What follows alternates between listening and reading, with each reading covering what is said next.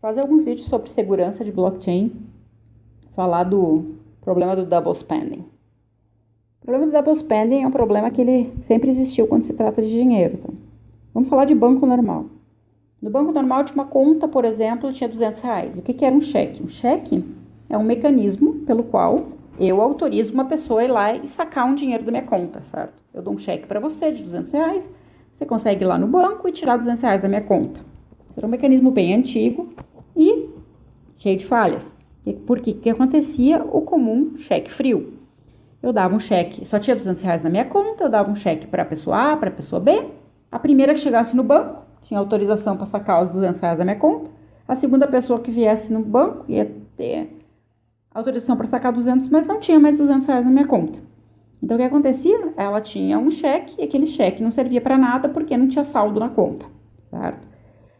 O problema no blockchain pode acontecer a mesma coisa. A gente tem o mesmo problema numa criptomoeda, que é o problema do double spending.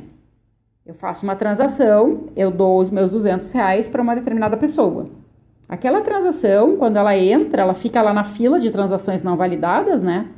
Naquele período, por exemplo, eu posso ir lá e tentar gastar aqueles meus bitcoins com uma outra pessoa. Como é que a blockchain, o sistema de criptomoedas resolve esse tipo de problema? Bom, ele resolve no seguinte sentido, que uma transação, da mesma forma com que você ainda não tem o dinheiro enquanto você não descontasse o cheque do banco, no Bitcoin, enquanto a sua transação não é validada, ela também está correndo o risco de não ser validada por falta de fundo. Por isso que você tem que esperar ela ser validada para ela poder realmente estar certa. E por que isso pode acontecer? Por quê? Porque a transação fica lá não sendo validada. Durante esse período, eu poderia tentar gastar esse dinheiro de novo. Na hora que essa transação ela é validada, ela entra na blockchain e isso começa a ser passado para todos, distribuído entre toda a rede, né? Entre todas as pessoas que têm um nodo dessa criptomoeda na sua casa.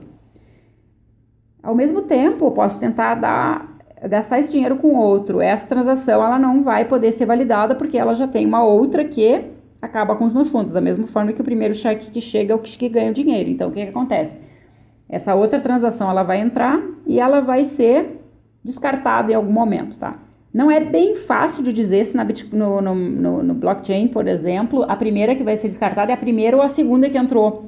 Porque não existe um tempo global no blockchain, porque você está usando isso num monte de nodos que tem um time diferente. Se o time for pequeno, a blockchain hoje, na regra que tem, por exemplo, do Bitcoin, a cadeia maior é a que ganha.